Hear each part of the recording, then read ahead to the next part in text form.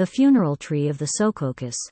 1756 by John Greenleaf. Whittier. Around Sebago's lonely lake there lingers not a breeze to break the mirror which its waters make. The solemn pines along its shore, the firs which hang its grey rock o'er, are painted on its glassy floor. The sun looks o'er, with hazy eye, the snowy mountain-tops which lie piled coldly up against the sky, dazzling and white, save where the bleak, wild winds have bared some splintering peak, or snowslide left its dusky streak. Yet green are Saco's banks below, and belts of spruce and cedar show, dark fringing round those cones of snow. The earth hath felt the breath of spring, though yet on her deliverer's wing the lingering frosts of winter cling. Fresh grasses fringe the meadow-brooks, and mildly from its sunny nooks the blue eye of the violet looks.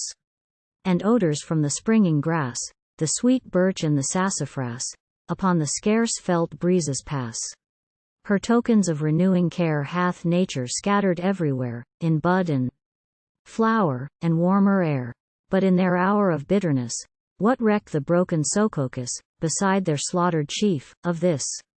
The turf's red stain is yet undried, scarce have the death-shot echoes died along Sebago's wooded side. And silent now the hunters stand, grouped darkly, where a swell of land slopes upward from the lake's white sand. Fire and the axe have swept it bare, save one lone beech, unclosing there its light leaves in the vernal air. With grave, cold looks, all sternly mute, they break the damp turf at its foot, and bare its coiled and twisted root.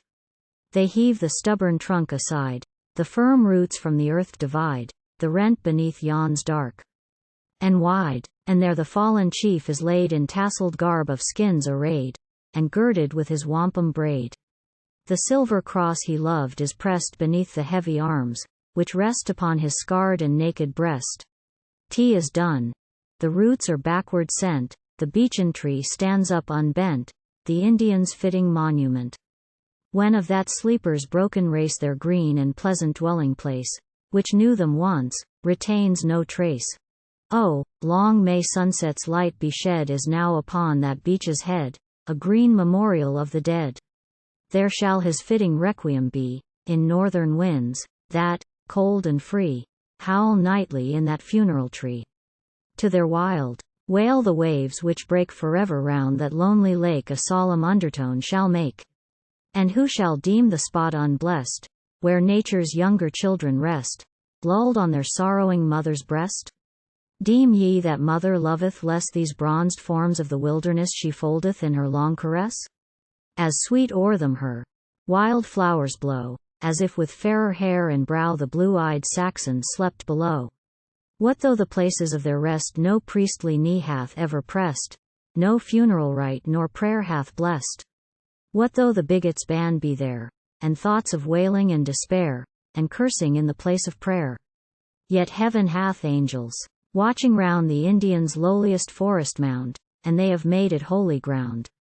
There ceases man's frail judgment. All his powerless bolts of cursing fall unheeded on that grassy pall.